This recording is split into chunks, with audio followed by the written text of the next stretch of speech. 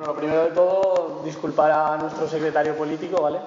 Le hubiese gustado estar, pero tiene la suerte de ser un privilegiado porque está explotado ahora mismo, está trabajando de los pocos jóvenes que puede trabajar. Entonces, bueno, manda saludos a todo el mundo que habéis acudido hoy, amigos, amigas, camaradas, compañeros y compañeras. Y bueno, yo no me quiero entretener nada porque lo importante es que hable Gabriel. Él es secretario de Relaciones Internacionales de la JCB, de la Juventud Comunista de Venezuela. Y bueno, pasaremos primero a que nos comente un poco cómo está la situación, hablar en torno a una hora o lo que vaya saliendo. Después podemos hacer una ronda de preguntas, un debate, lo que Gabriel creo que hasta las 11 menos cuarto, ¿no? O sea, podemos entretener un rato aquí hasta las 10, lo que aguante, ¿vale? Y nada, invitado y bienvenido. Bueno, camaradas, primero buenas tardes. Gracias a ustedes por esta oportunidad de compartir con la Unión de Juventudes Comunistas de España, específicamente en esta región de Zaragoza. Para nosotros es importante desde la perspectiva de, como les habíamos señalado en algún principio, que nosotros estamos como organización, como Juventud Comunista, atendiendo varias organizaciones, varios movimientos políticos, varias regiones, sobre todo de Europa, un poco para explicar lo que acontece en Venezuela, ¿no? Entendemos nosotros que la actual matriz de opinión que se ha posicionado en el mundo ha sido una matriz de opinión atacando el proceso venezolano, muchas veces estableciendo mentiras dentro de lo que se difunde y se publicita respecto a la situación en Venezuela. Y nuestro partido nos ha trazado la orientación de difundir lo que ocurre en el país, hablarles a los jóvenes, hablarles a la juventud, hablarles a los estudiantes. El día de ayer tuvimos ocasión de compartir con los compañeros de la Unión de Juventudes Comunistas también de España en Murcia, en un acto en una universidad. También fue un momento importante y oportuno por el contexto y la composición de los camaradas que ahí estaban presentes. Agradecerles por participar en este espacio. Nosotros pasaremos a explicar, trataremos de ser lo más breve posible, ¿no? Porque el tema de Venezuela da para muchas cosas y da mucha amplitud. Pero bueno, camaradas, nosotros vamos a empezar diciendo y explicando que este contexto que está ocurriendo en Venezuela no puede verse desligado del contexto internacional, del contexto de la actual situación y de la actual coyuntura internacional, marcada principalmente por la crisis del sistema capitalista, una crisis estructural, una crisis sistémica, una crisis que se abalanza sobre los derechos fundamentales de la clase trabajadora y donde el principal sector golpeado por esta crisis es la juventud. Ustedes mejor ejemplo no pueden ser acá en Europa de la difícil situación que tienen los jóvenes trabajadores hoy por hoy para conseguir un empleo, para lograr sostener las condiciones materiales de vida existenciales que les permita seguirse desarrollando como jóvenes. Esta crisis, sin lugar a dudas, el sector que más ha golpeado ha sido la juventud. Pero en el marco de esta crisis también se han dado fundamentalmente la agudización de las contradicciones entre los polos imperialistas. Por una parte, la Unión Europea, por otra parte, los capitales de Rusia, los capitales de las empresas norteamericanas, se encuentran hoy por hoy pugnando principalmente por el control de territorio específico, como una característica propia del imperialismo, igualmente exportando sus capitales, y cómo en el marco de ese mismo contexto grandes empresas liquidan pequeñas empresas, pero también logran absorber en esta misma crisis a grandes empresas. ¿Por qué le señalamos esto? Porque esto logra explicar cuál es el interés que tiene el imperialismo hoy por hoy en América Latina y específicamente en Venezuela. Porque nosotros hemos señalado que lo que está ocurriendo en Venezuela es parte del plan imperialista, pero que no es nuevo, sino que es un plan que tiene más de 15 años en desarrollo, desde que triunfó el proceso en el año 98. América Latina es una región que cuenta con importantes recursos económicos, energéticos fundamentalmente, de biodiversidad, minerales y acuíferos principalmente. De los 63 minerales principales que importa Estados Unidos, 58 se encuentran en el continente. Y si hablamos de la posición privilegiada de Venezuela en torno a los temas económicos, nos vamos a encontrar como Venezuela hoy por hoy es el primer país con las mayores reservas mundiales probadas de petróleo, con 293 millones de barriles de petróleo. Una cantidad de petróleo que alcanzaría para abastecer tanto el mercado interno como el mercado de la exportación por 100 años. Por supuesto que nosotros sabemos que el imperialismo yanqui, el imperialismo norteamericano, tiene sus intereses colocados y expresados en la necesidad de tener el control nuevamente del petróleo venezolano, porque esto es lo que le permitiría la posibilidad de una eventual salida a la actual crisis desde el punto de vista coyuntural. Eso tiene que explicarse desde esta perspectiva para poder entender qué busca el imperialismo en la región. Pero además de esto, Venezuela, no solamente en el tema económico, sino que en el tema político, con el triunfo de la revolución en el año 98, permitió un cambio en un periodo aproximado de 10 años de la correlación de fuerzas en el continente. Es decir, el triunfo de las fuerzas populares y revolucionarias en Venezuela significó dar la posibilidad al resto de los países de la región de visualizar cómo si era posible conquistar los derechos sociales, cómo era posible conquistar un gobierno al servicio de sus necesidades, en el marco inclusive de la democracia burguesa. Y eso lo evidenció Venezuela. Y eso explica también, por ejemplo, cómo Venezuela hoy por hoy es uno de los países que tiene mayor peso en la región, desde el punto de vista de la creación de los diferentes mecanismos de integración regional, de la CELAC, del ALBA, de la UNASUR, de Petrocaribe, que son mecanismos de integración regional que le sirven a nuestros pueblos para expresar esas contradicciones fundamentales con el imperialismo. Entonces, esto por supuesto que no está bien visto por esta gran potencia que históricamente consideró a América Latina como el patio trasero, que históricamente vio en América Latina una fuente principal de recursos en función de su desarrollo del capital y en función de su proceso de acumulación de capital. No es casual que toda esta ofensiva que se ha emprendido contra Venezuela haya sido posterior a la cumbre de la CELAC que se realizó en La Habana, Cuba, con la presencia de Cuba, donde enseguida el imperialismo salió a denunciar este espacio y esta reunión. Y los gobiernos serviles al imperialismo en la región, como el gobierno chileno y como el gobierno peruano, en ese momento todavía era presidente Sebastián Piñera, el nefasto gobierno de Sebastián Piñera, salieron enseguida a denunciarle a la CELAC y a decir que ellos consideraban eso más como un espacio, como un foro político, que como una instancia real de construcción de la política de integración regional. Entonces, estos elementos vemos nosotros importantes señalarlos, porque no podemos entender lo que ocurre en Venezuela sin primero contemplar los intereses que tiene el imperialismo en la región y mucho más específicamente en Venezuela.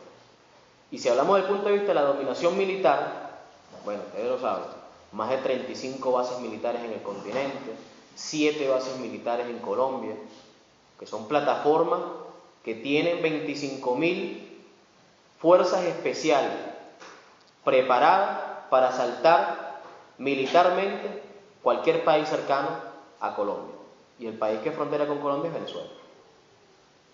Además de la reactivación de la cuarta flota, que son los buques norteamericanos que están rondeando las aguas del Caribe, y otras bases militares que son propias de algunos países europeos, Holanda, por ejemplo, en algunas islas del Caribe. Entonces son plataformas de escalada militar, porque el imperialismo necesita tener también control en el terreno militar frente a alguna necesidad concreta de intervención militar directa sobre nuestros pueblos. Y en estos elementos, camaradas, se los explico también un poco para señalar lo que significó el triunfo del proceso en el año 98, que fue el triunfo del proyecto bolivariano. Cuando nosotros en Venezuela decidimos comenzar un proceso, un proyecto político que tuvo su primer epicentro en esa rebelión popular insurgente del 27 de febrero de 1989, que fue un estallido social sin dirección política, porque si ese estallido social hubiese tenido dirección política, tal vez hoy fuese otra la historia. Pero ese movimiento del 27 de febrero de 1989, donde las fuerzas represoras de ese gobierno, al servicio del capital y bajo una política neoliberal que intentó imponerle un paquete propio del neoliberalismo, como está ocurriendo acá en Europa en el marco de la crisis capitalista, nuestro pueblo se lanzó a las calles a enfrentarse con la fuerza de represión del Estado. Y en ese momento, las fuerzas represivas de la socialdemocracia, al servicio del capital, colocaron en la calle 3.000 muertos. Fue una verdadera masacre. Habría que revisar si en esa época algún diario de España publicó algo respecto a esto. Habría que revisar si algún organismo de la Comisión Interamericana de Derechos Humanos, de la Comisión de Derechos Humanos de la ONU, de la Corte Internacional de la Haya, o cualquiera de estos mecanismos que son al servicio de las burguesías y del imperialismo, se pronunció respecto a la situación en Venezuela. Y allí sí se dio una orden: disparar primero y averiguar después. Fue la consigna en ese momento. Y nuestro pueblo murió masivamente en las calles. Hay tristes historias de las barriadas venezolanas donde la gente rodaba por las escaleras, muertos, y se crearon 2 cementerios, la peste 1 y la peste 2. A los muertos los llevaban en camiones. Pero en ese momento no hubo ningún pronunciamiento. En ese momento el imperialismo no envió sus tropas para restablecer la paz en el país. De ninguna manera. Luego la rebelión del 4 de febrero, la rebelión militar creada en el seno de la Fuerza Armada, en la cual estuvo al frente el comandante Chávez, con un conjunto de militares bolivarianos, patriotas, y que venía a replantear este proyecto bolivariano que ya les decía. Un proyecto bolivariano que tiene 4 componentes fundamentales, como lo pensaba Bolívar. El primero tiene que ver con el tema de la integración regional. Es decir, desde el proyecto bolivariano, uno de los principales elementos y aspectos que se deseaba poder realizar era la integración regional. Porque durante la época de la colonia, por ejemplo, nuestros pueblos en América Latina fueron pueblos completamente divididos. Solamente había conexiones de los centros de producción a los puertos para enviar las materias primas a la metrópoli. Hoy por hoy nosotros somos todavía víctimas de esa desintegración regional. Si, por ejemplo, nosotros vamos a tomar un avión hoy de Venezuela a Uruguay y el boleto es mucho más costoso que un vuelo de Venezuela a España, por ejemplo. Es lo que no tiene sentido. Esos fueron los primeros elementos del tema del proyecto bolivariano. El segundo, el antiimperialismo. Hoy por hoy hay grandes teóricos intelectuales que dan un debate. Inclusive algunos aseveran de que Bolívar fue precursor del pensamiento antiimperialista. Ahora, si bien es cierto, en esta época no existía el imperialismo como lo definía Lenin, solamente había un capitalismo en un incipiente nivel de desarrollo todavía. Si bien es cierto estos elementos, el planteamiento, el proyecto bolivariano y las ideas bolivarianas estaban fundamentadas en la necesidad de no subordinar el país a los intereses hegemónicos de ninguna potencia extranjera. Y desde esa perspectiva, nuestra lucha en el continente y nuestra guerra de independencia fue una guerra total. Fue una guerra que no solamente se planteó la liberación de Venezuela, fue una guerra que se planteó la liberación, la necesaria liberación de todo el continente. Y nuestras tropas de nuestro ejército libertador venezolano marcharon fuera de sus fronteras, no a conquistar otros países, sino a darles la libertad. Y esa marcha gloriosa de nuestras tropas y de nuestro ejército libertador culminó un 9 de noviembre allá en Ayacucho, donde se selló la independencia del continente latinoamericano.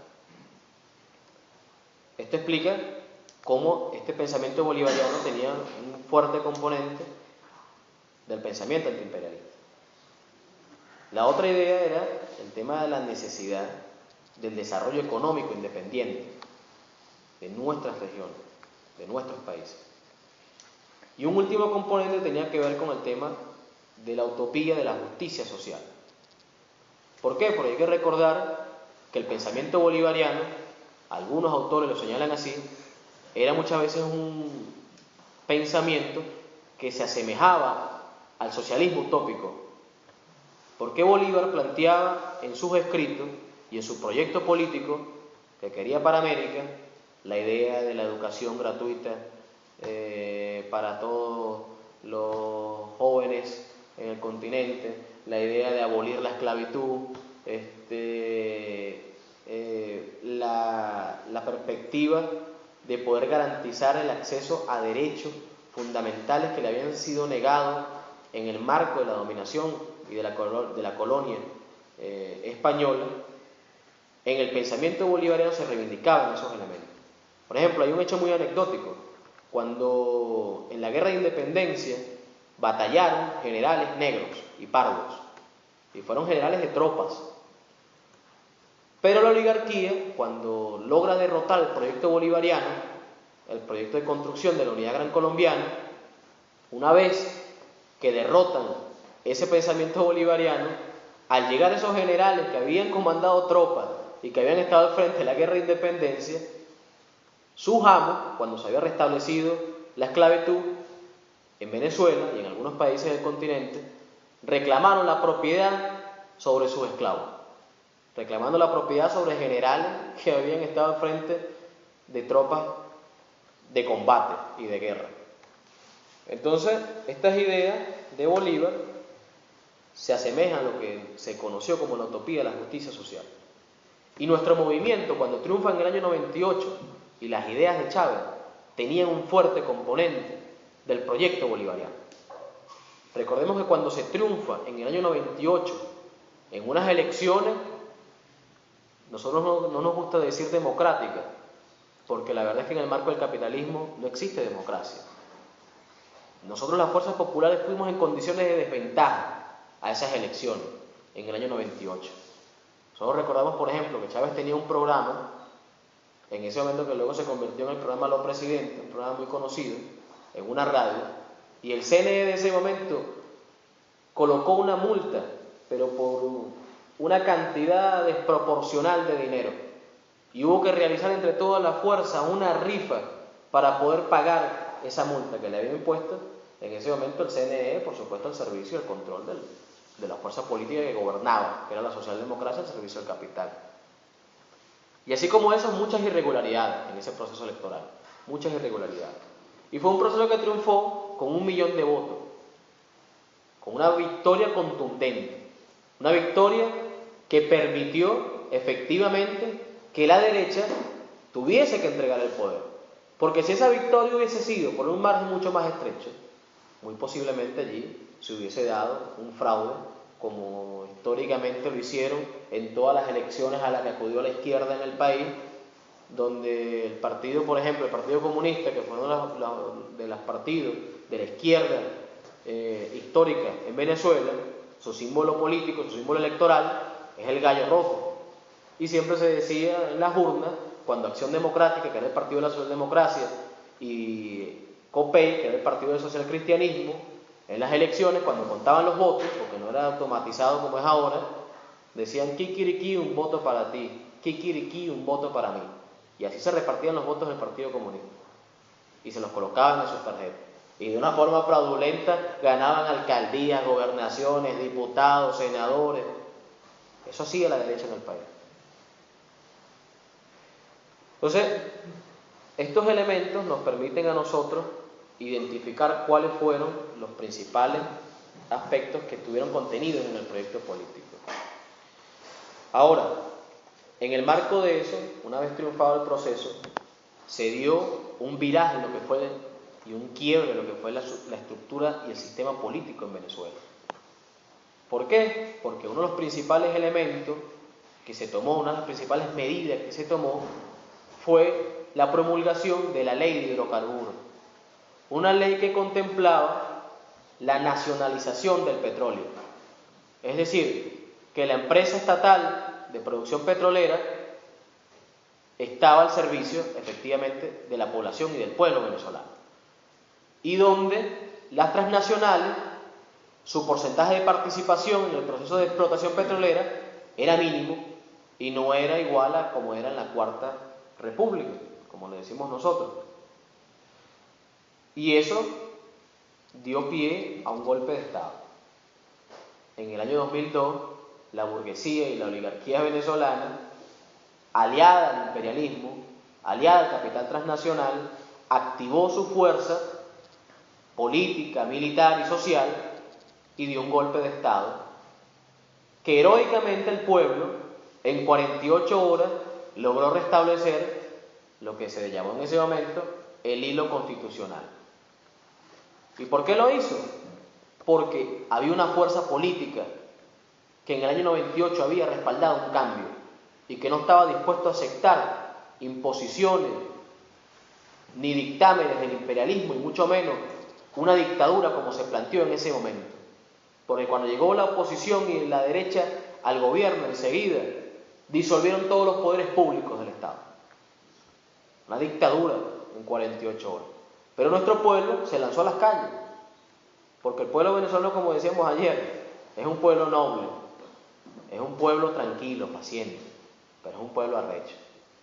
Es un pueblo que es capaz de abalanzarse a las calles por conquistar lo que le ha sido arrancado. Luego de ese momento, el imperialismo continuó atacando el proceso venezolano. Continuó activando ya en el año 2005 las denominadas guarimbas, buscando crear un estallido social, parecido al del año 89. Pero Chávez en ese momento explicaba que no era posible un estallido social como el del año 89. Y hoy tampoco hay las condiciones para eso, que es lo que he intentado presentarse. Porque es que las condiciones de vida, las condiciones materiales de vida de la población venezolana no son iguales a las del año 89. No se asemejan. Nuestro pueblo en el año 89 no tenía sus 3 comidas al día.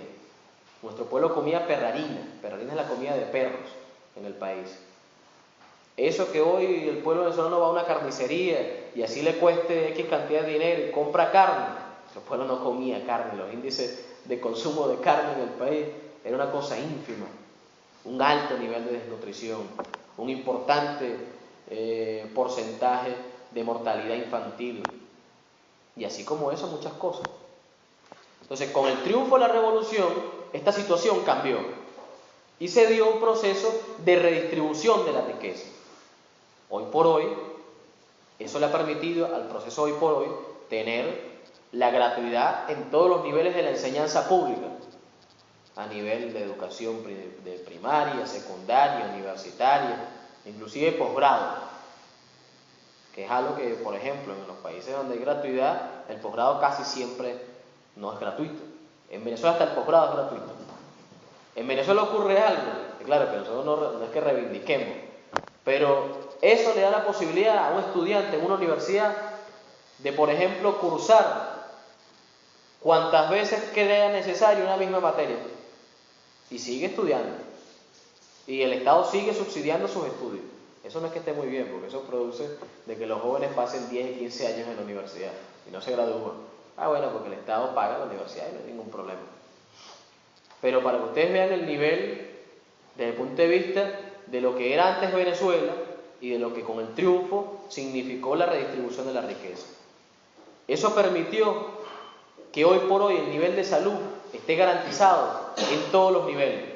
Un nivel de atención primario en los CDI, que están en los sectores populares, un nivel de atención secundario, terciario, la construcción del cardiológico infantil, que es el cardiológico más grande de Latinoamérica. Una situación donde el pueblo tiene el acceso a la salud. Y ni hablar de la inmensa inversión en el tema de deporte y de recreación y cultura. Venezuela jamás había sido conocido en el tema del deporte.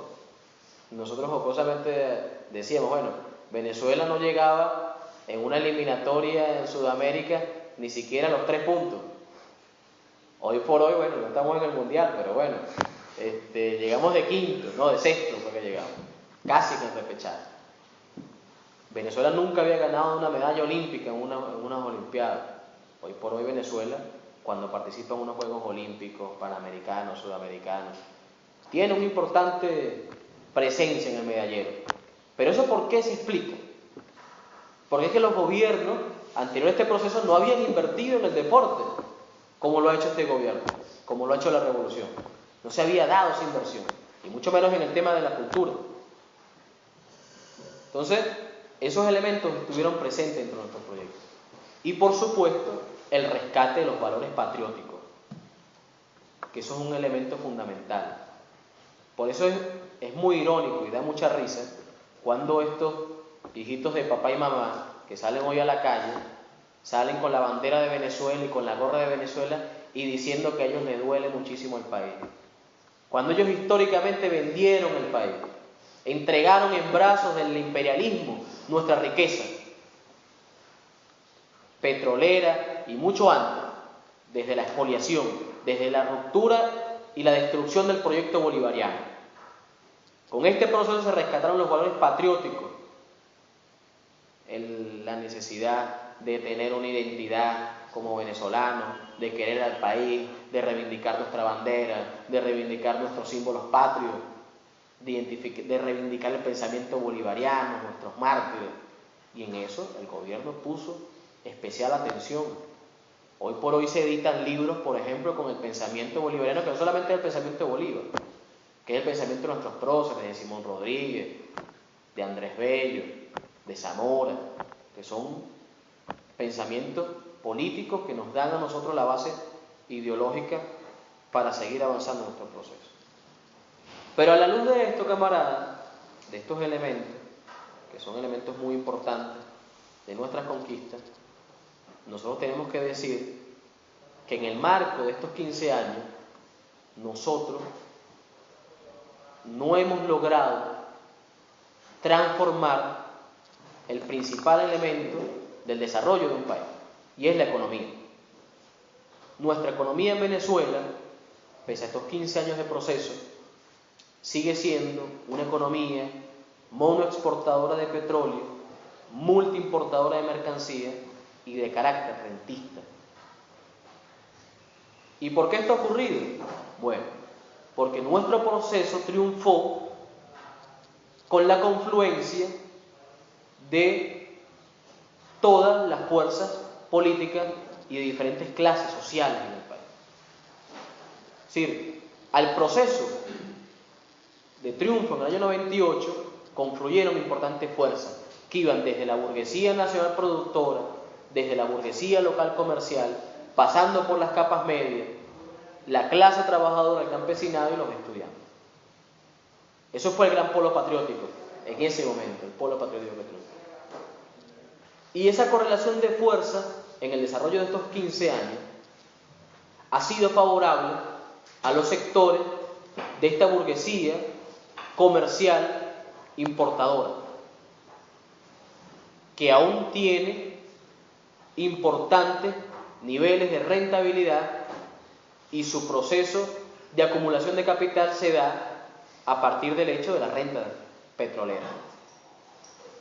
Por ejemplo, del presupuesto nacional, del 100% de nuestro presupuesto nacional, el 98% corresponde a la venta del petróleo. Solamente un 2% corresponde a una incipiente producción de la burguesía, producción y exportación de la burguesía nacional. Esto explica por qué, además, nuestro país no ha podido avanzar en un proceso de industrialización, sino que por el contrario, en el marco de estos 15 años, ha ocurrido un proceso peligroso de desindustrialización. ¿Y por qué ha ocurrido esto? Nosotros en el año 2002 establecimos un control cambiario. Para nosotros, en nuestra opinión, una medida revolucionaria, una medida muy conveniente a las necesidades de desarrollo de nuestra economía, porque es la posibilidad de tener el monopolio de la administración de las divisas. Porque si todas las divisas ingresan por concepto de la venta del petróleo, tiene sentido que sea el Estado quien tenga el monopolio de la administración de las divisas. Pero a la luz de esto que ha ocurrido, como el Estado ha tenido el monopolio de la administración de las divisas, le ha entregado esas divisas a la burguesía comercial importadora para el abastecimiento del mercado interno. ¿Y qué ha hecho la burguesía con esto, camarada? Bueno, la burguesía ha fugado sus capitales. La burguesía ha, en estos últimos 5 años, fugado más de 150.000 millones de dólares. se han ido del país. Entonces, frente a un proceso especulativo en el cual la burguesía puede tener una rentabilidad del 1000%, a un hecho de la producción, de tener que producir y tener grandes riesgos en la economía y solamente tener una rentabilidad del 10 o el 15%, ¿por qué camino creen ustedes que se fue la burguesía venezolana? Se fue por el camino que le garantizaba una rentabilidad del 1000%. Y esos son los niveles de ganancia que tiene la burguesía hoy por hoy cuando importa una mercancía en el exterior y la trae al país. Y eso va a explicar elementos que posteriormente voy a señalar del desabastecimiento, de los altos niveles de inflación, de especulación. Había una cita de Marx que decía: ofrécele a un capitalista el 5% y te venderá su alma. Ofrécele el 15% y te venderá su madre. Y eso es lo que ha ocurrido con nuestra burguesía. Una burguesía muy diferente al resto de las burguesías en el continente, como Chile, como Colombia, como Argentina, que son burguesías nacionales productoras, productivas. Nuestra burguesía es una burguesía importadora, y al ser una burguesía importadora, es una burguesía más subordinada a los intereses del imperialismo. Es una burguesía nacionalista. Es una burguesía que se plantea el desarrollo nacional de las fuerzas productivas. Una burguesía rendida a los intereses del imperialismo. ¿Qué hace la burguesía? Va y solicita al Estado un dólar, hoy por hoy, para la importación a 10 bolívares por dólar. Ese es el precio oficial del Estado. El Estado le aprueba X cantidad de dólares. La burguesía dice que va a importar 500 vasos. En ese proceso de importación de esos 500 vasos, ¿qué ocurre? Importa 250 y el dinero de los otros 250 lo fuga y los coloca en los denominados paraísos fiscales.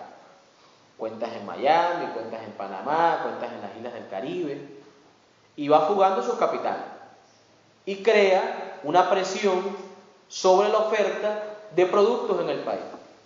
¿Por qué? Porque se demandan muchos más y no hay capacidad de abastecer la demanda. Pero cuando la burguesía es muy benevolente, ¿sí?, es muy caritativa, que efectivamente importa lo que dice que va a importar, importa un producto, un vaso, a 10 bolívares por dólar. Pero cuando lo va a comercializar en el país, lo comercializa como que si ellos estuviesen comprando ese dólar en el mercado paralelo, como si lo estuviesen comprando 80 bolívares por dólar. Y entonces un teléfono, por ejemplo, que te debe costar $300, a 10 bolívares serían 3.000 bolívares. Esto es un ejemplo real. 3.000 bolívares que con el porcentaje, con el impuesto de importación, de nacionalización, de además el 30% que le establece la ley de ganancias, un teléfono que debería costar 4.500 aproximadamente. ¿Ustedes saben cuánto vende la burguesía ese teléfono en Venezuela? En 41.000 bolívares. Vean el nivel de rentabilidad. No estamos hablando del 20, del 50, del 100%, no. Estamos hablando del 1000% aproximadamente, que le gana la burguesía a un producto que importa. Entonces, la burguesía en este tiempo ha venido creando estos niveles de formación de la economía, y esto ha presionado lo que ocurre. La burguesía nacional productora, que son los importantes grupos monopólicos en el país, los Mendoza, el Grupo Polar, el Grupo de Cisneros, es la burguesía nacional productora que efectivamente produce un mínimo porcentaje de los alimentos que se consumen en el país. Es importante señalarlo. Nosotros estamos importando hoy por hoy el 76% de lo que consumimos. El 24% restante lo produce esta burguesía. Pero esa burguesía también, en su afán y en su interés de salir de este gobierno, ¿qué ha hecho con esos productos que produce? Los acapara. No los vende, los prefiere dejarlos en sus almacenes. Pero esto no es por siempre. Entonces, ¿qué hace? Cuando ya pasa mucho tiempo acaparado, sacan el producto por la frontera y lo venden en Colombia, cuando una harina precocida, que es el alimento base de nuestra alimentación, que es la arepa, cuesta aproximadamente 3 bolívares ¿verdad? Eso es algo como 0,30 centavos de dólar aproximadamente. Esta burguesía lo vende en Colombia cuando este producto pasa de la frontera entre 5 y 7 dólares. Y esos dólares los trae al país y los comercializa en el mercado paralelo a 80 bolívares. Entonces, ¿qué creen ustedes también que hace la burguesía? ¿Va a preferir vender el harina pan al pueblo en 3 bolívares o comercializarlo en Colombia a la frontera con el contrabando de extracción? Lo fuga, se lleva el alimento. Y eso es lo que está creando la situación de desabastecimiento, porque esta burguesía está vinculada en este plan y es parte del plan, está impulsando el plan que se está desarrollando en Venezuela. Entonces, bueno, camaradas, esto ha traído altos niveles de especulación, de inflación,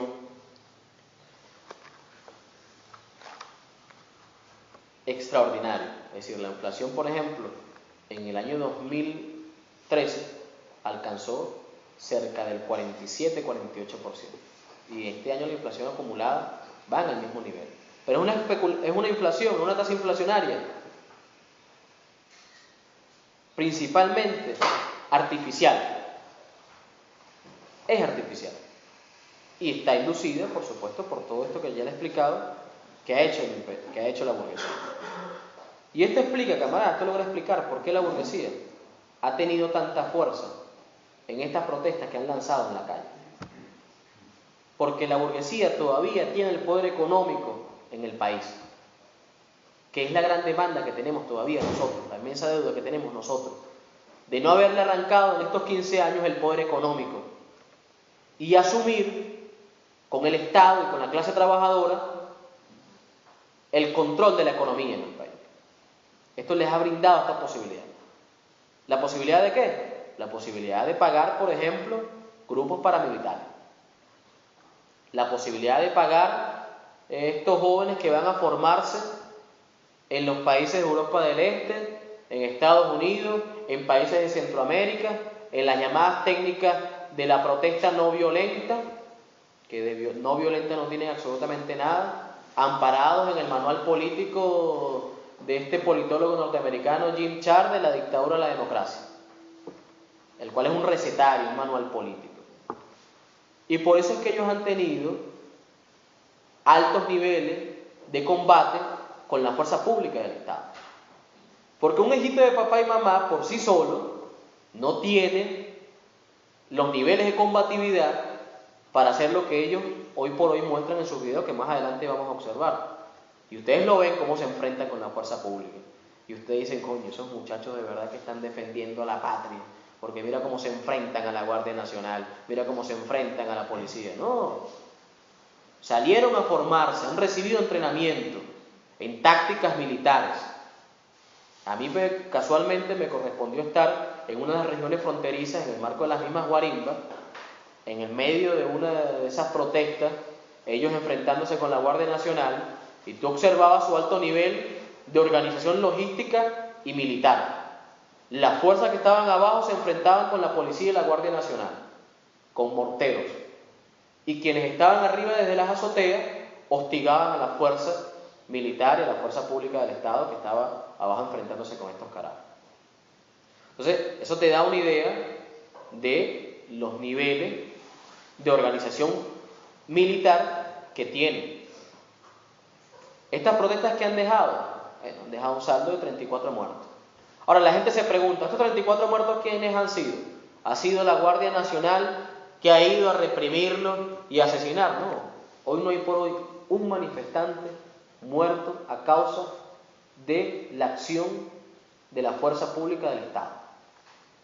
¿Por qué? Porque, por ejemplo, donde ha ocurrido exceso en la utilización de la fuerza pública del Estado, por ejemplo, un video que circulaba por allí de una Guardia Nacional agarrando a una muchacha y le daba un cascazo, ¿ok? Que eso no es una cosa tampoco que haya que reivindicar y decir que qué bueno que le dio su cascazo, porque eso efectivamente es una violación de los derechos humanos. El Estado venezolano a esa Guardia Nacional la metió presa, y así hay varios guardias nacionales presos en el exceso de la utilización de la fuerza pública.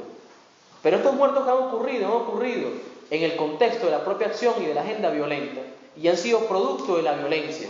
¿Cómo han muerto estas 34 personas que han muerto?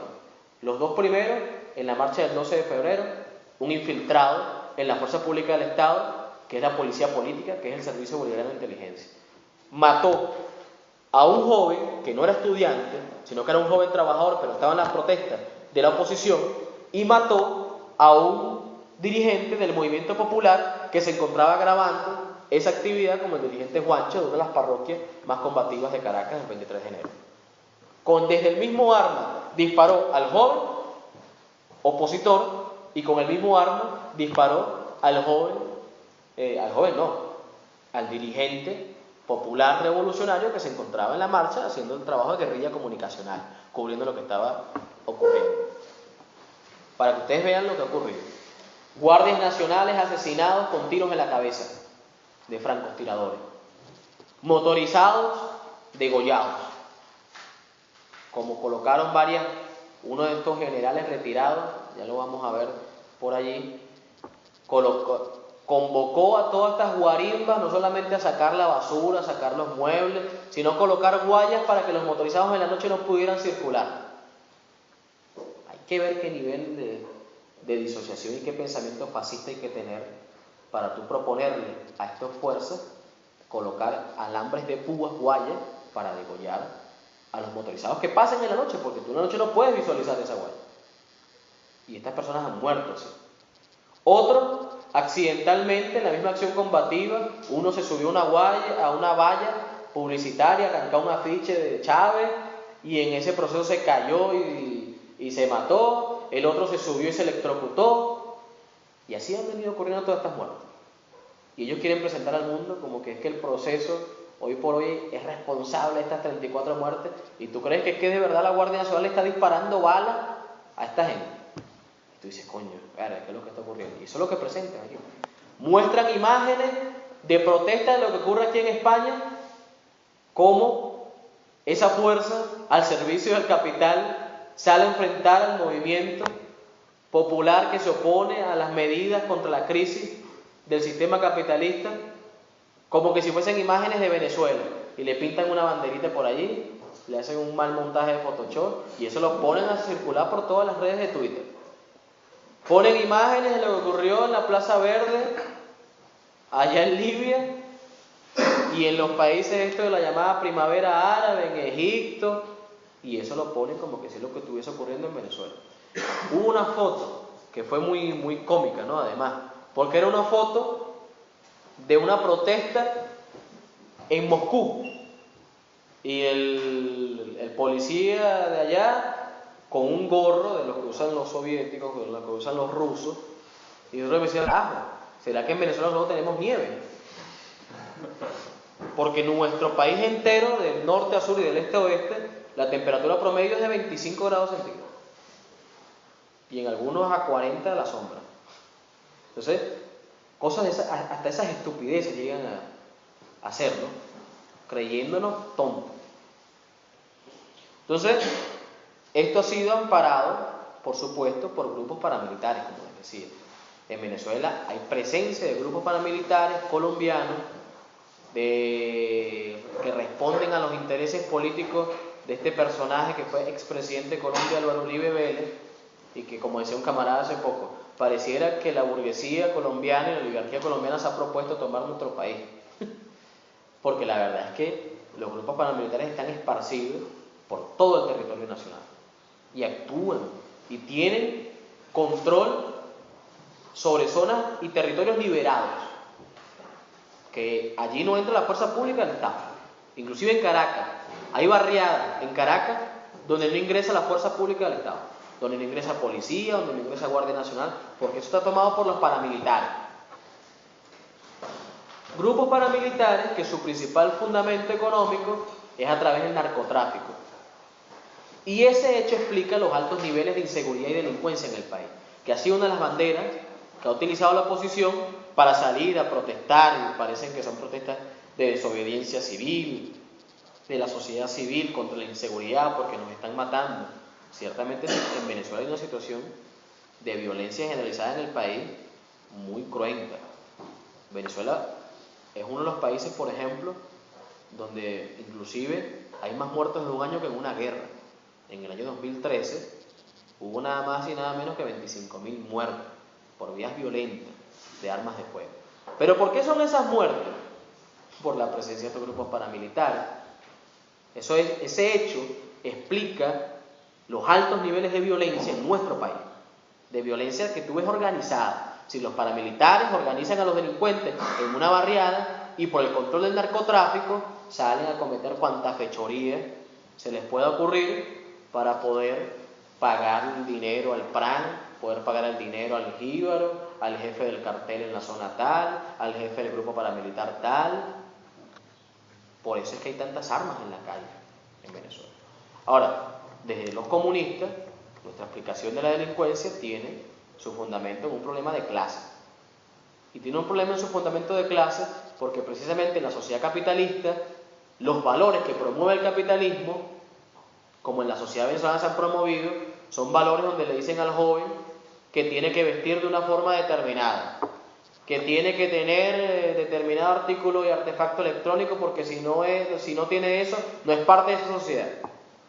Entonces nuestro joven en el barrio crece viendo eso que le proyecta el capitalismo, el sistema capitalista, por sus diferentes medios de alienación. Entonces, ¿qué hace? Un joven, al ver la imposibilidad de obtener por su propio esfuerzo y por su propio trabajo lo que ya el joven de las capas altas y de la burguesía tiene, va a buscar el medio más inmediato para conseguirlo. Y el medio inmediato de conseguirlo es un arma. Nosotros hemos dicho, un delincuente que roba en Venezuela hoy por hoy no roba por hambre, no roba para ir a comprar un paquete de harina pan y un cartón de huevos para alimentar a su familia, o para comprarle un paquete de pañales al hijo que no tiene o el tetero, no. Un joven en Venezuela roba hoy por hoy para tener la cadena tal, el reloj tal, el zapato tal, el teléfono tal, y comprarse un carro, una moto. Eso explica por qué los altos niveles de delincuencia en el país. Ahora, camarada, frente a este hecho y frente a este cuadro tan complejo, nosotros hemos dicho, el proceso venezolano en este momento se encuentra en una encrucijada. ¿Por qué decimos que se encuentra en una encrucijada? Porque nosotros tenemos dos alternativas. O nosotros favorecemos al capital en este actual contexto, donde pareciera que ya la renta petrolera no alcanza como alcanzaba hace 6, 7 años para abastecer el hambre insaciable de la burguesía por apropiarse de esa renta petrolera, porque como decía un camarada, en un hecho metafórico, la renta petrolera parece que es un gran tubo que va desde la producción hasta el final. En ese hecho hay pequeños orificios donde se van alimentando los pequeños grupos económicos que van permeando. La burguesía cada vez abre más boquetes a ese tubo para alimentarse de esa renta petrolera. Y aún así, todavía queda una parte de ese chorro. Y no sé por qué ustedes significa chorro, porque ayer lo dijimos en una conferencia, se me olvidó preguntarle, algunos se reían, no sé si aquí se van a reír también. Parte de lo que queda de ese residuo todavía sirve para ese tema de la redistribución de la riqueza, para garantizar estos derechos y estas ampliaciones de los derechos sociales de la sociedad venezolana. Pero eso cada vez está siendo menor, porque nuestra economía está dependiendo de los precios internacionales del petróleo. ¿Y por qué la burguesía, en su afán insaciable, está cada vez obteniendo mayores ganancias? Eso está llegando a un límite. Y ese límite nosotros tenemos que ver hacia dónde se va a decantar. Y se va a decantar en función de la correlación de fuerzas en el seno del proceso político. Si esa correlación de fuerzas es favorable a los sectores de la burguesía, entonces muy probablemente nuestro proceso retroceda y deje de ser lo que es hoy, que es un referente político para el continente y para el mundo, como es el proceso venezolano. Y si se decanta en favor de la fuerza y de la clase trabajadora, será porque nosotros efectivamente hayamos cumplido con el propósito de tener una clase obrera consciente, organizada, movilizada, con conciencia de clase y clara en su papel histórico de superación del sistema capitalista por la vía revolucionaria. Ahora, hay propuestas dentro de eso que les hemos señalado, inmediatas que hemos propuesto nosotros como partido para la difícil situación económica. Y ha sido una propuesta inmediata la creación de la Central Estatal de Importación. ¿Cómo es esto? Si el Estado tiene el monopolio de las divisas, todos los dólares los tiene el Estado, que todo lo que se importa en el país también lo importa el Estado. Es una medida inmediata, es una medida aplicable, es una medida que, como hemos dicho nosotros en nuestra consigna, ni un dólar más a la burguesía. Porque si el papel de la burguesía era importar y abastecer el mercado, y no lo está haciendo, pero además de que no lo esté haciendo, no producen nada. Esa es la nacional, productiva, no produce nada, no abastece el mercado, entonces la burguesía no está cumpliendo su papel. Entonces, el Estado tiene que tomar el control de las importaciones en el país. Eso permitiría subsanar la actual situación. ¿Qué hemos dicho también? El incremento de los impuestos al gran capital. Incrementar los impuestos al lujo, a la propiedad suntuaria, pechar al capital. También hemos hablado, por supuesto, la tarea fundamental y central de nuestro proceso, que tiene que ser el plan de industrialización del país. Utilizar esa importante bonanza de la renta petrolera para industrializar a nuestro país. Sustituir importación y empezar a ser más eficiente en la producción. Y dentro de la propuesta política, nosotros hemos hablado de la necesidad, como les decía antes, de crear una correlación de fuerzas favorables a la clase trabajadora y de construir una dirección colectiva del proceso. ¿Por qué? Con la muerte de Chávez, luego de la muerte de Chávez en el 2013, eso creó un efecto desmoralizador en el pueblo. Porque, como les explicaba yo a un camarada antes de venir, el liderazgo de Chávez a veces era cuestionado por algunos sectores, criticado y tal, pero era un liderazgo indiscutible. Era un liderazgo que no se podía poner en tela de juicio, porque tenía una importante influencia de masa, porque logró cohesionar a las fuerzas políticas durante mucho tiempo, bajo una sólida, consciente y clara dirección política del proceso venezolano. Eso fue el legado que nos dejó Chávez a nosotros. Y con esto, luego de la muerte de Chávez, las fuerzas políticas que confluyen hoy en el proceso empezaron, y lo están haciendo aún, a pugnar por ver cuál es la fuerza que hegemoniza el proceso. Frente a esa realidad, ¿qué hemos propuesto a los comunistas? Dirección colectiva del proceso. Una dirección colectiva que se constituya como el Estado Mayor de la revolución, que sea capaz de trazar las importantes tareas fundamentales que tiene el proceso para profundizarse y lanzar las bases reales de la construcción del socialismo. Y en el tema internacional, camarada, nosotros también hemos propuesto la necesidad de incrementar la solidaridad con el proceso venezolano. Pero no solamente puede ser la solidaridad unilateral, como se entiende, muchas veces. Bueno, nos solidarizamos con determinada causa de aquí para allá, pero no allá para acá. Bueno, venimos, pedimos solidaridad con Venezuela, y no somos capaces de entender que la solidaridad es un hecho mutuo y recíproco, pero que además también tiene que ser una solidaridad de clase, una solidaridad entre la clase trabajadora. Hay que ver, por ejemplo, para nosotros, cómo nos sirven las protestas que ustedes vienen adelantando, que inclusive, les decía también al camarada, son más grandes que las que han impulsado estos carajos.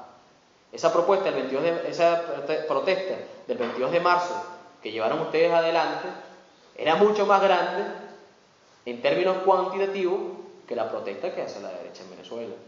Pero los medios se reúnen 100 y parecieran miles. Y ustedes ven las fotos cómo multiplican la figura y ustedes parecen que de verdad fuese un ejército. Ahora, no decimos con eso que no tengan fuerza. Son la mitad del electorado en el país.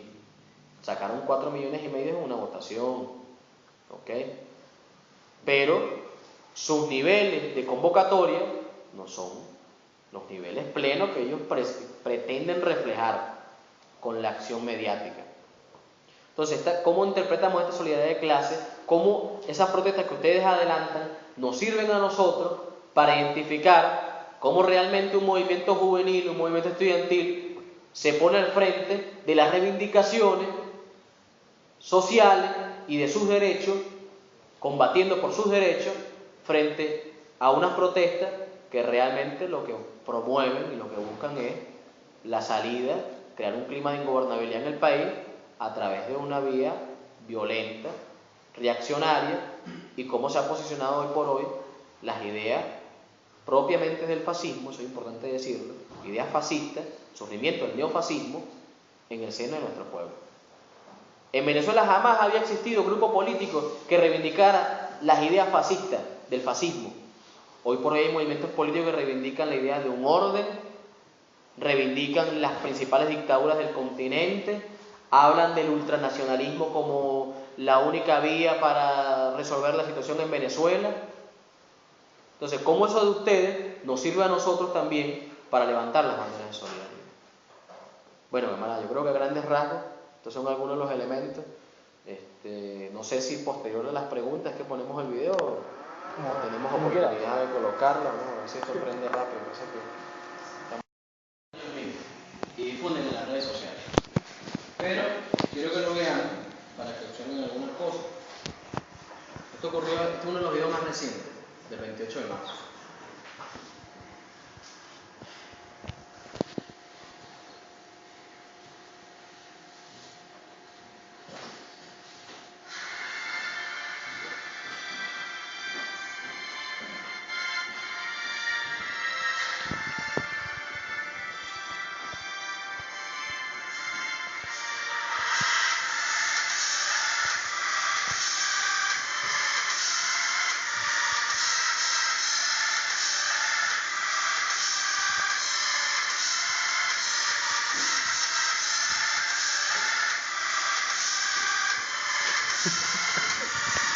Qué postureo otra vez.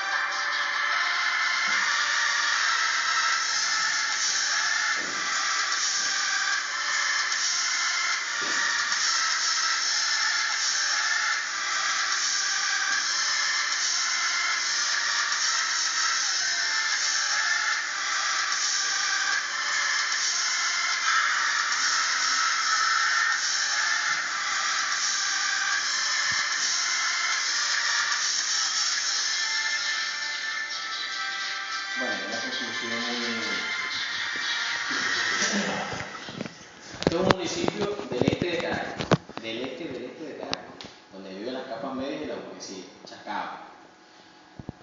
Pero fíjense ustedes cómo ellos presentan a unos jóvenes que supuestamente no tienen ningún tipo de formación militar, pero van con sus máscaras antigases, van con sus guantes de protección contra las bombas lacrimógenas, van con sus morteros, van con las bombas molotov, pero intentan ellos decir que bueno, que ahí no hay, que son protestas aisladas. Y video, quiero que lo vean también. Yo les voy a explicar quién es este personaje.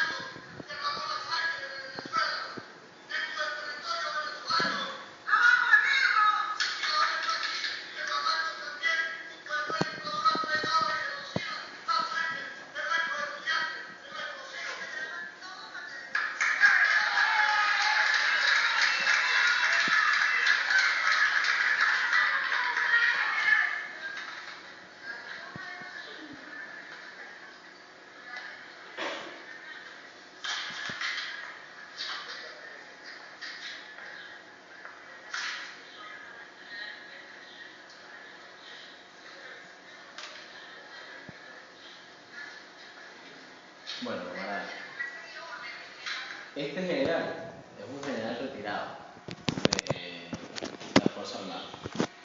Es un general de oposición.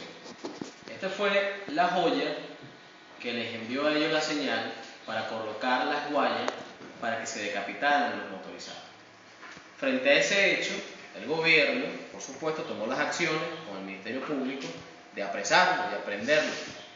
Y de una manera, yo me río, ¿no? Porque además parece muy tonto, pero no es tan tonto. En su residencia, para que no lo apresaran, sacó un R-15, como esa arma que ustedes ven allí, y dijo que ahí no iba a entrar nadie a meterlo preso. Que el que entrara a meterlo preso le iba a caer a plomo. Entonces, bueno, el gobierno dijo, bueno, está bien, quédate en tu casa, bueno, tendrás casa por cárcel. Y entonces le pusieron afuera 2 policías, y este señor está en su casa, casa por cárcel, pues, y él pernocta afuera de su casa con su R-15. Viejo loco, viejo loco. Pero claro, pero lo preocupante de esto es, fíjense el discurso cuando él dice, buscaremos a estos malditos traidores donde se metan y debajo de las piedras. ¿Y qué es eso? Eso es fascismo puro. Eso es que cuando el gobierno, por X razón, triunfen ellos por la vía democrática o electoral, es la posibilidad de implementar la represión al movimiento popular y mucho más directamente a los comunistas. Y eso no es una mentira. Y esas son las ideas y los valores que se han promovido en el seno de ese núcleo fascista, hoy por hoy, de la derecha. Entonces, bueno, camarada, yo no quisiera cansarlos más. Estos son los elementos centrales de los videos. Queremos que los observaran para que ustedes también puedan intervenir y conversar. Gracias.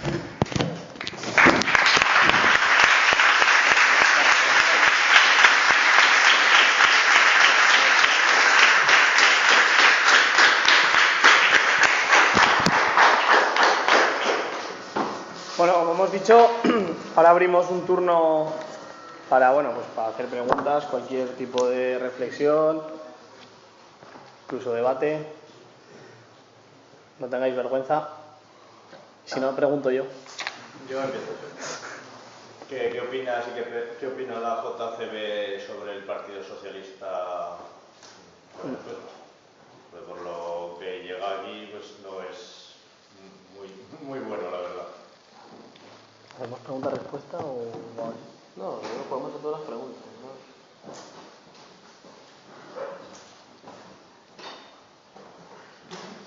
¿Alguien más?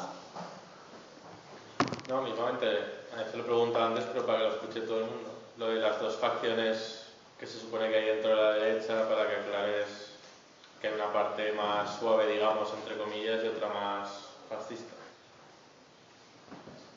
Yo saber si hay voluntad por parte del gobierno de intentar acabar con esta situación de esas Venezuela.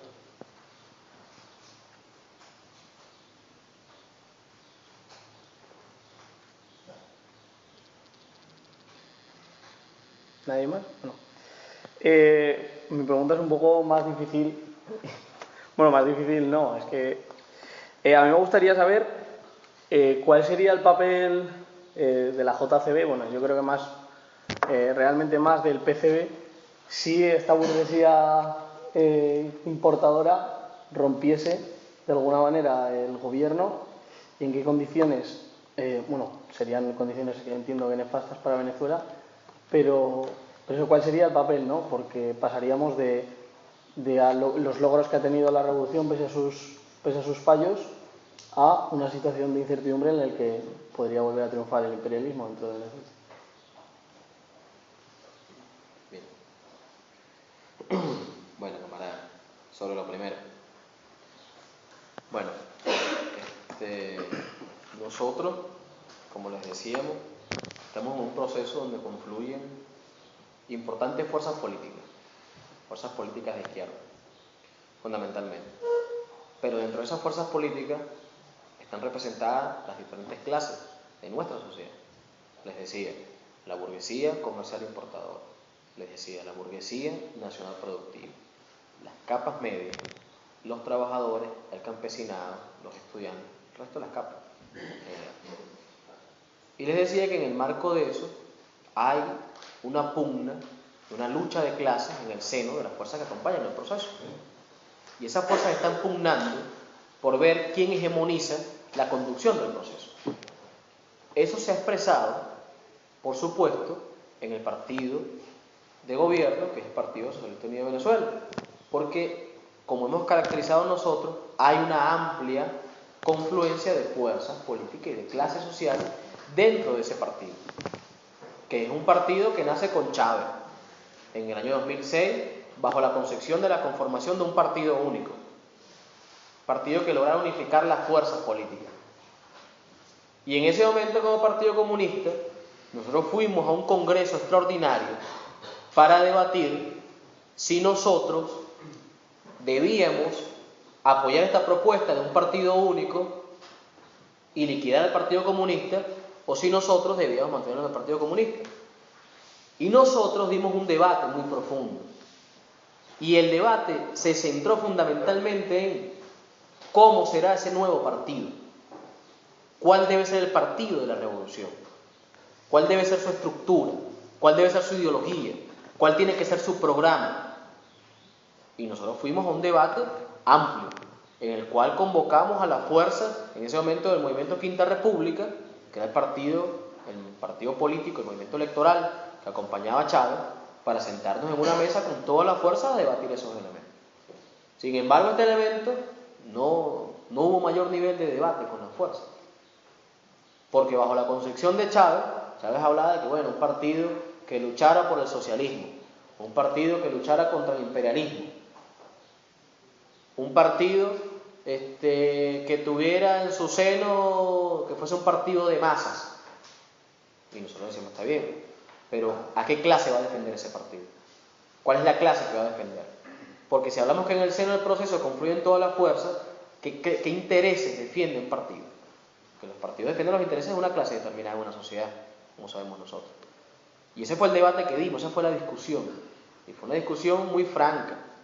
Ahora, en ese momento nuestro Congreso resolvió que nosotros no podíamos liquidar al Partido Comunista, pero no por un capricho de mantenernos como una organización en un fin en sí mismo, ni por un apego a las siglas comunistas, ni por el símbolo internacional del martillo y la hoz, más allá de que nosotros sentimos nuestro aprecio por nuestro símbolo, más allá de eso, sino que decíamos nosotros que mientras nuestra sociedad estuviese una abierta y clara lucha de clases entre la burguesía y el proletariado, nosotros debíamos seguir existiendo como un partido que defendiera los intereses de la clase trabajadora. Y que si nosotros tomamos la determinación de liquidar al Partido Comunista, por ser una necesidad histórica, al poco tiempo otros revolucionarios y trabajadores provenientes de la clase obrera conformarían y organizarían un nuevo Partido Comunista, porque es una necesidad histórica. Pero aún así, nosotros decíamos que era necesario conformar el PSUV y que era correcta la propuesta de Chávez, porque había una gran masa en el seno de la sociedad venezolana desorganizada, sin orientación política, dividida en movimientos colectivos, organizaciones comunales de trabajadores barriales, que necesitaban un núcleo de agrupación y que este podía ser el Partido Socialista Unido de Venezuela. Nuestro Congreso resolvió sobre 13 puntos, inclusive el punto 12 decía que nosotros como Partido Comunista debíamos apoyar desde nuestra experiencia organizativa de partido la conformación de ese partido, porque era importante darle orientación y direccionalidad política. Desde ese momento, el Partido Socialista Unido de Venezuela ha venido funcionando principalmente bajo una dirección política en ese momento que era la dirección política de Chávez. Chávez era el presidente del partido. Y el debate al interno era un debate muchas veces difícil de dar. Ahora, nosotros no nos corresponde dar una discusión acá sobre elementos muy profundos del Partido Socialista Unido de Venezuela, porque nosotros respetamos una organización política que está en el seno del proceso y que dirige el proceso venezolano, y con la cual tenemos alianza. Bueno, nosotros estamos aliados en el proceso y tenemos niveles de articulación a nivel de partido, sobre todo a nivel de partido, importante con el Partido Socialista Unido de Venezuela y con su dirección política. Y tenemos reuniones y nos sentamos en reuniones y discutimos y debatimos sobre la política del país. Pero tenemos claridad que si bien es cierto el Partido Comunista no es el partido, aún, nosotros somos muy autocríticos en eso, no es el partido de la revolución tampoco, pero es lo más cercano desde el punto de vista de su estructuración, con una ideología clara, con un programa de lucha claro, con una claridad sobre su accionar en la política del país. Pero en el contexto de esto, nosotros tenemos la necesidad de tener todo el relacionamiento político con el Partido Socialista Unido de Venezuela y su juventud. Que muchas veces por diferentes circunstancias ese relacionamiento no es el que quisiéramos nosotros, el que quisiéramos los comunistas. Porque nuestra política es una política de base amplia, una política de amplitud, no es una política de cerrarnos nosotros, enclaustrarnos y bueno, lo que decimos nosotros es lo correcto. No, nosotros lo sometemos a debate, pero vamos a debatirlo, vamos a abrir el espacio de discusión, que es lo que siempre hemos reclamado nosotros. Vamos a hacer tal cosa de la revolución en el ministerio tal, de la juventud. Vamos a trazar tal política para la juventud, para los jóvenes venezolanos. Bueno, nosotros como comunistas decimos, bueno, está bien, pero vamos a discutirlo, pues. Ustedes tienen una propuesta, vamos a debatirla. ¿Qué pensamos nosotros? Y si lo que al final, lo que ustedes plantean es lo más correcto, bueno, será eso. Pero si en la decisión, creemos otra cosa, bueno, dirección colectiva. Por eso es el planteamiento, dirección colectiva del proceso. Es la posibilidad de plantear nuestras opiniones, nuestras ideas, no imponerlas. También a veces pareciera, que los comunistas quieren imponer porque ellos son la tapa del frasco y ellos son los que más están formados y el resto de la fuerza. Es un tema de debatir y dar la discusión. Sobre el tema de las dos facciones de la derecha, muy importante esa pregunta, yo lo decía al camarada. Se ha querido presentar a Capriles como el ala más democrática de la derecha venezolana y Leopoldo López y María Corina Machado como dos carajos locos, fascistas, que no los quiere Capriles. Miren, camarada, no hay una persona más leal a Capriles que Leopoldo López. Ellos dos fundaron el partido Primero Justicia, a partir de un hecho de corrupción en el año 97, donde la madre de Leopoldo López trabajaba en PDVSA, sacaron unos recursos y con esos recursos conformaron el partido Primero Justicia. Y a partir de ese momento han luchado en la vida política del país juntos. En el golpe de Estado del 2002, Leopoldo López acompañó a Capriles a asediar la embajada cubana y a violar el territorio de esa embajada, que es territorio de esa nación en ese país, en ese momento. En las elecciones contra Chávez, en la cual habían 5 precandidatos de la oposición: María Corina Machado, Leopoldo López, Pablo Pérez, Diego Arria y Capriles Radosky. El primer personaje en declinar en favor de Capriles fue Leopoldo López. Y Capriles enseguida dijo, Leopoldo va a ser el ministro de Educación en mi próximo gobierno, dentro de su propuesta, de su programa político. Son dos caras de la misma moneda. Son como Uribe y Santos en Colombia. Ambos coinciden en el proyecto de derrotar el proceso. Si a ellos les sirve la vía violenta insurreccional, los dos van a estar de acuerdo en impulsar esa política. Si la vía que creen ellos para derrotar el proceso es por la vía de las elecciones, entonces los dos sectores van a estar aliados, van a estar unidos. Pero son parte del plan del imperialismo. Cada actor está jugando su rol y su papel. Cada actor. ¿Hay voluntad del gobierno de acabar con esta situación de desabastecimiento? Ya lo hemos explicado. El gobierno, por medida habilitante, ha creado una central de comercio exterior y una ley que trata de establecer la regulación de precios sobre las mercancías. El gobierno realmente ha hecho un esfuerzo importante en tratar de traer los alimentos al país. De hecho, el Estado es quien tiene el control de casi todas las importaciones de alimentos en el país. Pero ¿qué ocurre? El Estado importa los alimentos, pero el Estado no tiene plantas empaquetadoras. Entonces, ¿qué pasa? Le vende al capital privado los alimentos que el Estado trae para que el capital privado los empaquete. ¿Y qué hace el capital privado después que empaqueta los alimentos? Los fuga a Colombia, los acapara. Entonces, claro, el Estado tenía una fuerte voluntad en este tema. Inclusive, gran parte de los alimentos en Venezuela, los que se consiguen del Estado, son subsidiados por el Estado a un precio muy, muy bajo. Es decir, el salario en Venezuela de X cantidad de dinero sirve para hacer un buen mercado si se consiguen los productos en algún abastecimiento y algún establecimiento propio del gobierno, del Estado. Entonces, hay voluntad, pero no basta con la voluntad. A lo que me refería era si va a haber medidas reales a largo plazo para evitar este tipo de situaciones también. Mira, eso como te decía hace un instante, depende de la correlación de fuerza. Porque ¿qué es lo que ha ocurrido?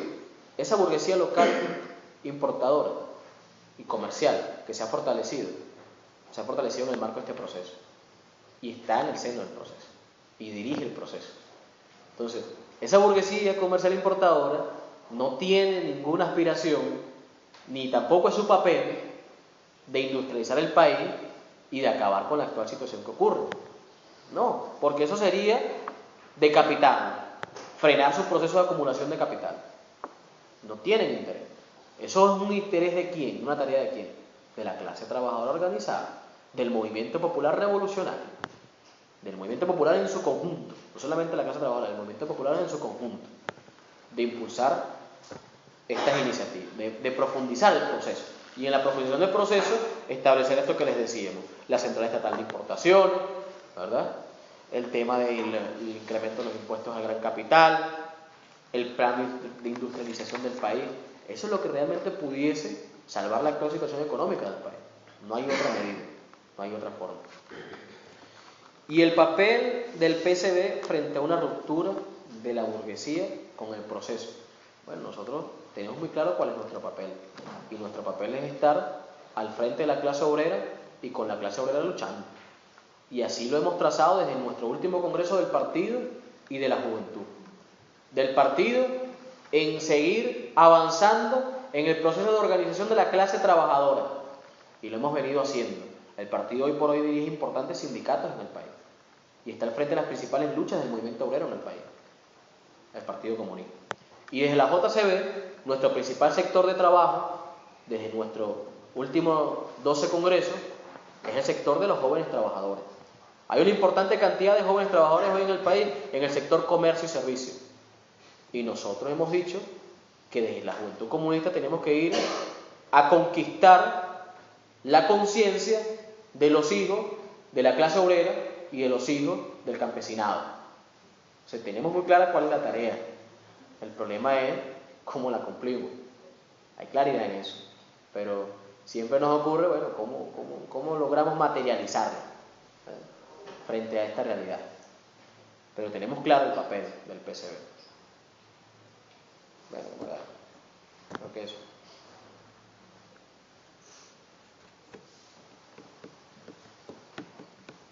¿Va a haber más preguntas? Javi parece que quiere hacer. No sé. Pues sería complicado hacer una solo. Y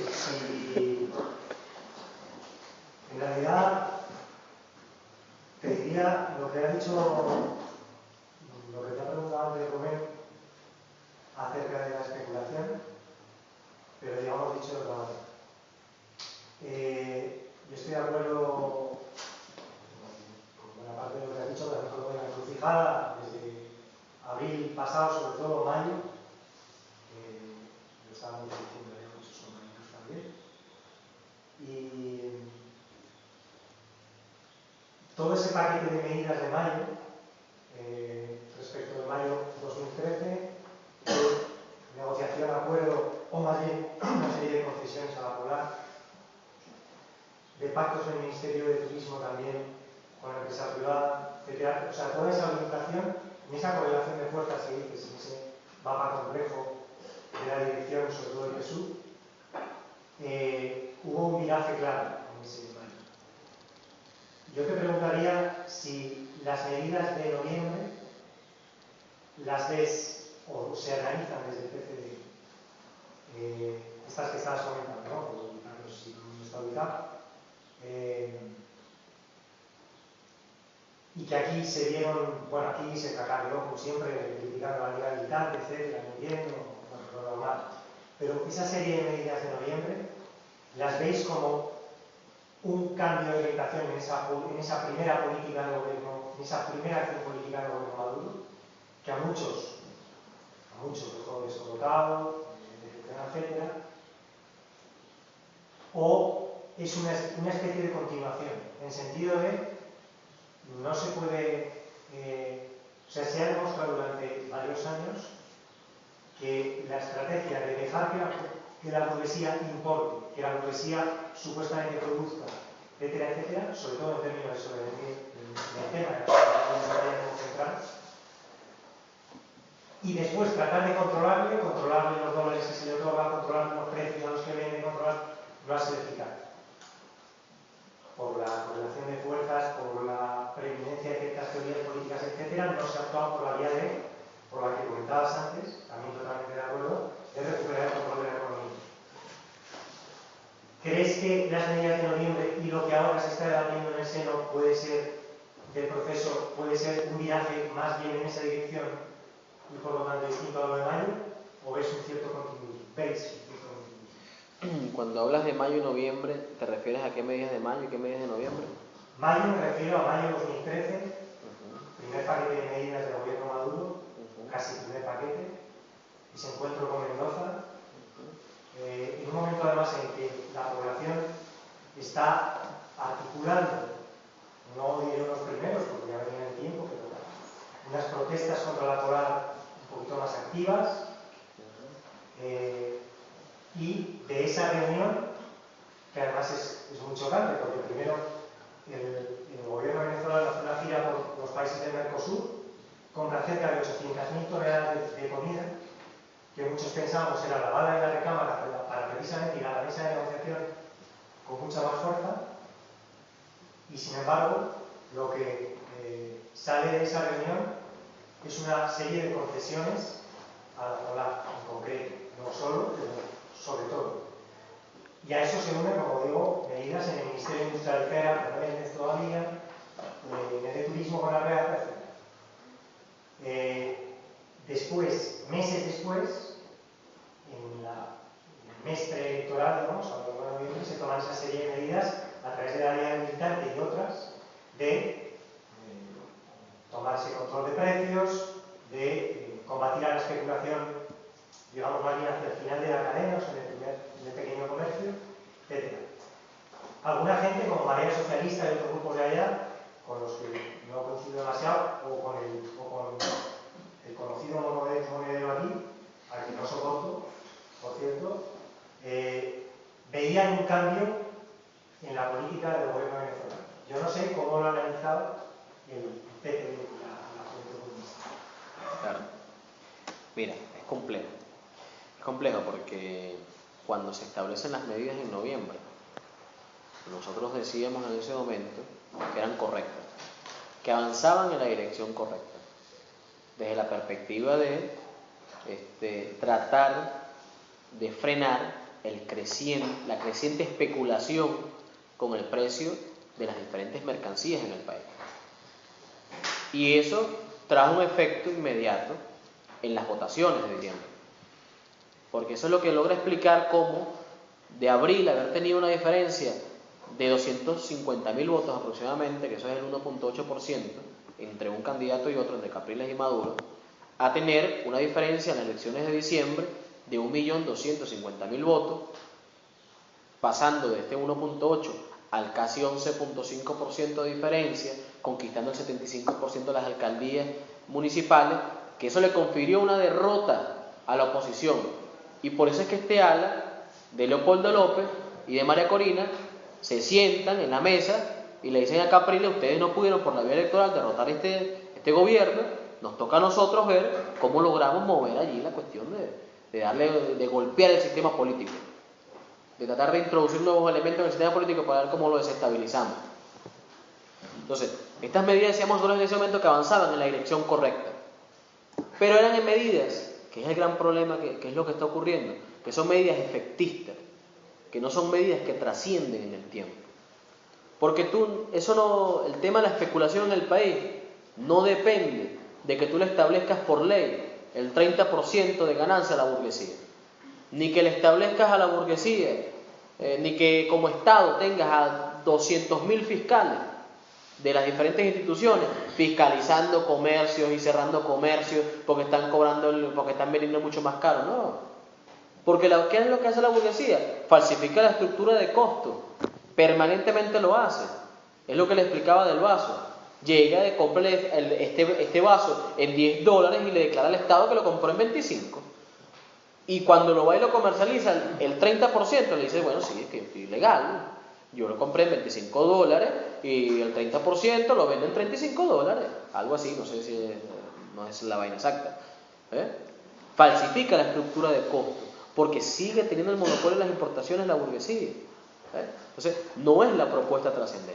La propuesta trascendente es arrancarle ese papel, como dice nuestro secretario general del partido, quebrarle el espinazo a la burguesía, quebrárselo, y es bajo otra forma que quitándole el control de las importaciones y asumiéndolo como Estado.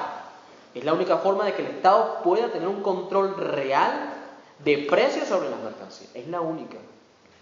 No hay otra forma, no hay otra manera.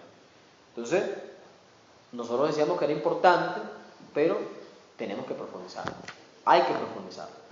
¿Pero qué se ha traducido eso? Por ejemplo, hay un escenario complejo hoy por hoy, porque les decía a un camarada, el día de anoche hubo una reunión, una mesa de diálogo en el país entre los sectores de la oposición y el gobierno, con la mediación de los cancilleres de la UNASUR y del Vaticano. Nosotros sí, frente a eso, como Partido Comunista, decimos que nosotros no avalamos la intervención de ningún organismo extranjero en los asuntos internos de nuestro país, ni siquiera como mediadores, porque la situación política en Venezuela no está para eso. Nosotros no estamos en una guerra civil como está Siria, como está otro país, por ejemplo. En Venezuela no está ocurriendo eso. Ustedes van a Venezuela y hay una situación de protesta, de focos violentos concentrados en las capas medias, pero los sectores populares, en nuestras barriadas, no está ocurriendo nada. Que eso es importante decirlo. Todas estas protestas se han concentrado donde vive y reside la burguesía en las capas medias. No hay un solo sector popular donde estas propuestas hayan calado. Eso es un elemento importante. Quiere decir que su discurso no está convenciendo a las masas. Quiere decir que su discurso no se está escalando en el seno de las masas. ¿Y por qué no se está escalando? Porque, ¿qué es lo que hacen con las protestas? Van y queman un CDI, van y queman una universidad. La Universidad de la UNEFA, en el estado de Chile, la han quemado 3 veces. ¿Qué mensaje le están dando al pueblo y al trabajador con eso? Al pobre de a pie. Bueno, le dicen, bueno, tu hijo no tiene derecho a la educación. Tú no tienes derecho a la salud. Y por eso voy y te quemo el CDI. Porque yo sí puedo pagar la clínica privada. Eso ha sentado el gobierno con estas fuerzas políticas de derecha y con el empresariado. Hace una semana el gobierno se sentó con el empresariado. Ahora hay cosas que desde allí nos preocupan, evidentemente, así que decirlo también. Cosas que nos preocupan. Porque en palabras del propio Nicolás decía que de un pliego de 59 propuestas que presentó el empresariado, hablo del Grupo Polar Mendoza, del Grupo Alfonso y del Grupo Cisneros, de las 59 propuestas que se presentaron, 54 fueron aceptadas por el gobierno. Y dentro de esas propuestas que se aceptaron hay unas cosas que ya nos está llamando la atención.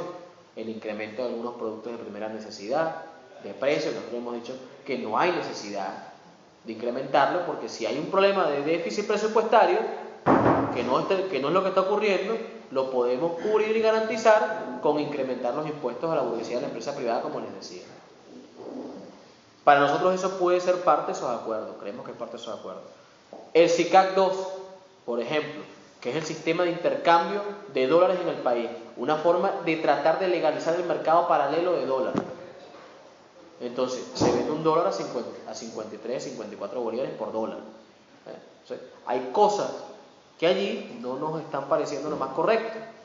Y este es resultado de estas protestas. Y es resultado de la presión internacional.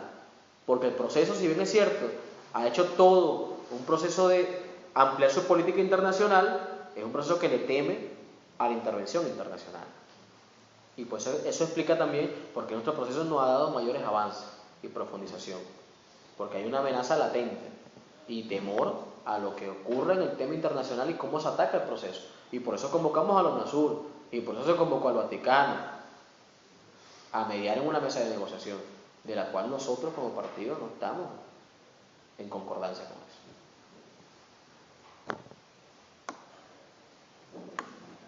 ¿Hay más preguntas?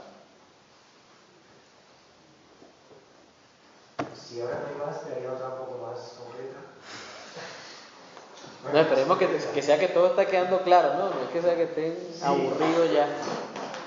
En realidad, sí, por ir a lo concreto, el dólar paralelo se mantuvo durante muchos años entre más o menos al 200% del valor, por ahí. Después de octubre del 2012 pegó un subidón y ahora mismo está en 1.200, 1.300. ¿Cómo analiza, o sea, qué propuestas, aparte de la nacionalización de vuestros expertos, aparte de las exportaciones y aparte de ojalá de la nacionalización de la producción y lo retomar el control de la producción, pero incluso en otro orden de cosas, ¿qué medidas concretas propone el PCB? Porque es cierto que el control de cambio en su día fue una herramienta útil. Hoy ha dejado de serlo. O ha dejado de serlo si no acompañado de otras. O sea, ¿cuál sería el análisis concreto del control de cambio y del problema de carne? Mira, nosotros lo hemos dicho, hay varias tareas en el tema económico financiero que tiene que tomar el gobierno.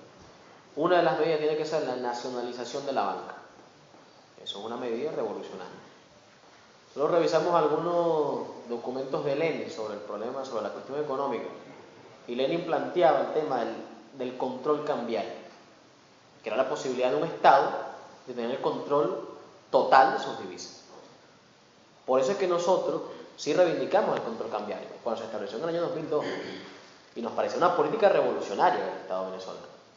Y aún seguimos pensando que eso tiene que mantenerse, pero tiene que mantenerse unido a no darle un dólar más a la burguesía. O sea, no puede ser que nosotros tengamos el control, el monopolio, y le sigamos dando los dólares a la burguesía para que lo sigan jugando, para que se lo sigan llevando del país.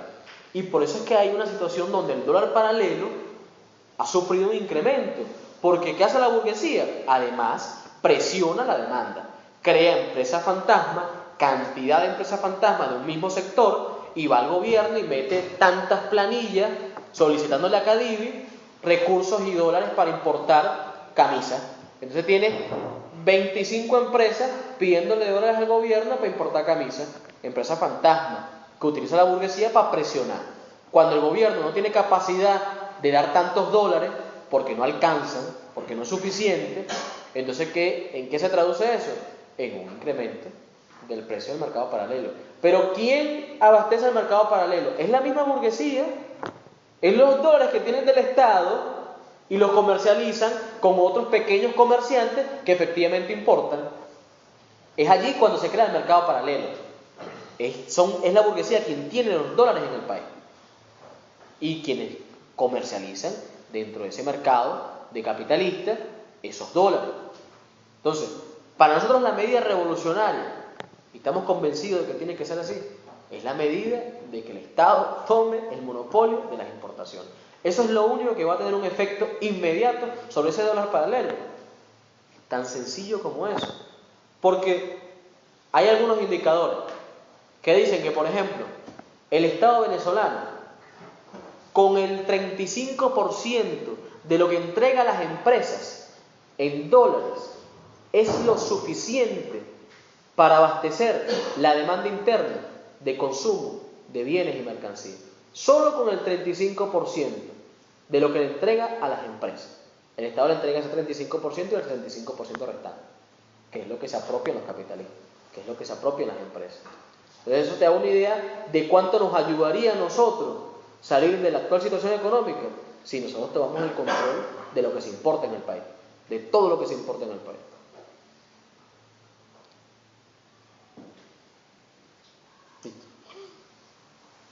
Bien. ¿Qué peso tiene el Partido Comunista de Venezuela dentro del proceso como para forzar al gobierno a hacer vuestras medidas? Mira, nosotros, bueno, el partido, desde el año 98, un partido que ha pasado por un proceso de fortalecimiento de su fila, de su influencia política de masa y de su influencia en la clase trabajadora. Nosotros pasamos del año 98 de ser la sexta fuerza política electoral a ser, hoy por hoy, la segunda fuerza política electoral en el país, desde el punto de vista electoral. Nuestro partido recientemente, en las elecciones municipales, conquistó 7 alcaldías propias del partido, donde hay comunistas por primera vez al frente de espacios de municipalidades locales. Eso te da una idea de cuánto se ha venido fortaleciendo el partido. Pero no es aún la fuerza política de masa que logre inclinar la actual balanza de la correlación de fuerzas del proceso. No lo es todavía. El partido es un referente moral y político para la sociedad venezolana. Pero nos ocurre lo que les ocurre, por ejemplo, al Partido Comunista Portugués, que lo decíamos en la charla que sosteníamos hace algunos días. El problema de los comunistas es que la sociedad muchas veces nos ve como un referente moral, como un referente de lucha, y nos dice, bueno, los comunistas deben luchar, pero no nos ven como una acción real de gobierno. Eso es muchas veces lo que nos ocurre a los comunistas. Si nos ven como la fuerza, nos joda, combativa, la clase obrera, coño, que despiden, que le estén echando bola en el sindicato, que estén ahí con los trabajadores, pero muchas veces no nos ven como una opción real de dirigir un proceso y de dirigir un gobierno. Y en el proceso venezolano, por todas estas implicaciones que ya he señalado, de la confluencia de clases y de movimientos y organizaciones políticas, pero sobre todo por la composición de clases del proceso, nosotros hasta que no tengamos una clase obrera, que aún en Venezuela tiene muchos niveles de dispersión, eso hay que decirlo, muchos niveles de dispersión, por eso nosotros apostamos a la unidad de la clase frente al proceso, y estamos ahora debatiendo sobre el tema de la Central Única de Trabajadores de la cual participamos, que es la UNT, la Unión Nacional de Trabajadores, porque es una unión nacional que en el marco de estas protestas ha sacado comunicados golpeando el proceso y poniéndose al frente del otro lado de la barricada, comunicados reaccionarios, por ejemplo, que defendiendo a los estudiantes, no sé qué, y nosotros estamos en esa central. Nosotros ahora, en nuestra conferencia que vamos a tener en agosto, vamos a debatir ese punto. ¿Cuál es el papel del PCB dentro de esa instancia? Porque pareciera que si es una instancia en la cual tiene más de 8 meses que no elige autoridades, pareciera que los comunistas no tenemos allí lugar en una instancia que ha perdido su orientación política y hoy tiene una tendencia, una orientación reaccionaria de derecha. ¿Ya? Entonces, hay que construir la fuerza que logre poner y sentar y plantar el gobierno y decirle, bueno, por aquí, pues, es por aquí. Ahora, nuestro partido no se cansa de decirlo. Nuestro partido insistentemente busca reuniones, en los espacios de masa lo difunde, como podemos lo planteamos. Y eso es una política ofensiva que tenemos nosotros permanente y constante del Partido Comunista. Pero va a depender de la correlación de fuerzas. Depende estrictamente de la correlación de fuerzas.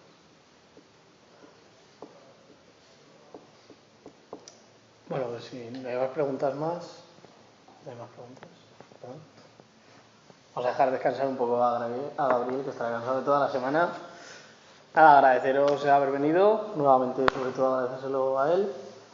Y bueno, a ver cuando vuelves y ya esperemos que sea con un gobierno mucho mejor que el que está ahora. Vale. Bueno.